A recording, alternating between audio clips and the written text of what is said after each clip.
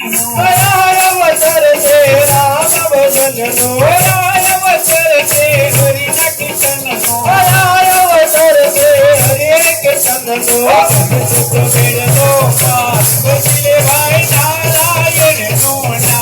ભજન તો બેડનો પાર ભજલે ભાઈ નારાયણનું નામ, નારાયણનું નામ ભજલે ભાઈ નારાયણનું નામ, નારાયણનું નામ ભજલે ભાઈ નારાયણનું નામ.